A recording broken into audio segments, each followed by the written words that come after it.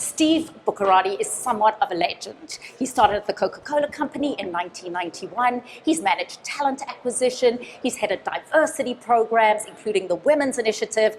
And today, he is going to help you caffeinate your career.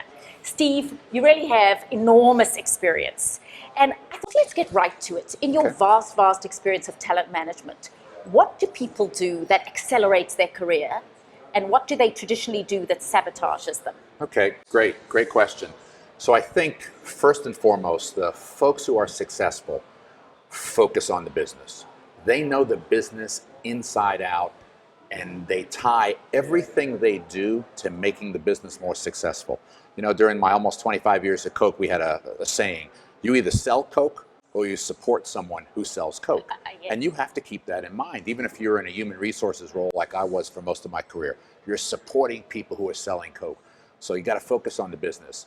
You have to be, you know, the big picture thinker, but big picture in two ways in my mind. You clearly have to be, you know, a strategic thinker. That's kind of almost the price of admission for leadership. But you've also got to be a systemic thinker.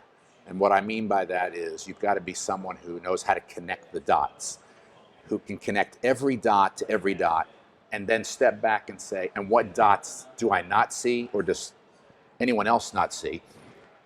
And then find those dots and connect them. So this whole idea of strategic and systemic thinking is huge.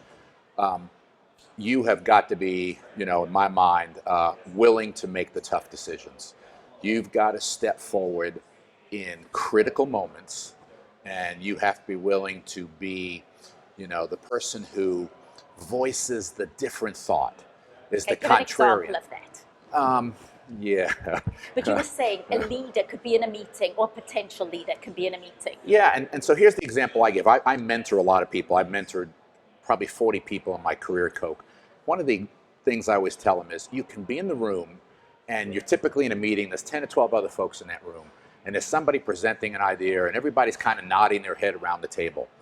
It's okay to be the contrarian. It's okay to say, okay, this all sounds great. What were the 2 or 3 ideas that you had that you decided not to use in lieu of using this one? Or this all sounds really great. What are we not thinking about or talking about today that's going to bite us in the butt 5 years from right now, that we'll kick ourselves for not having thought about it? So those are the kinds of things in my mind that are crucial to navigating being successful. Obviously, the price of admission is also being a great communicator, being a great collaborator. Sabotage, that's a really interesting question. I think folks who have their own agenda will lose in the end. I think I have seen it over and over and over again of people who have their own agenda, they put their own agenda ahead of the company's agenda, and they may win initially, it catches up to them. And so I don't think anybody who I've ever seen who's been enormously successful has ever been successful putting their agenda first. So if I were to ask you, what is your biggest takeaway? What is the thing, if you were going to give cliff notes to somebody, what would you say? Number one is be? Yeah, number one is business focus and results driven. Again, the Cliff Notes version would be systemic and strategic thinker, communicator, collaborator, and be a contrarian.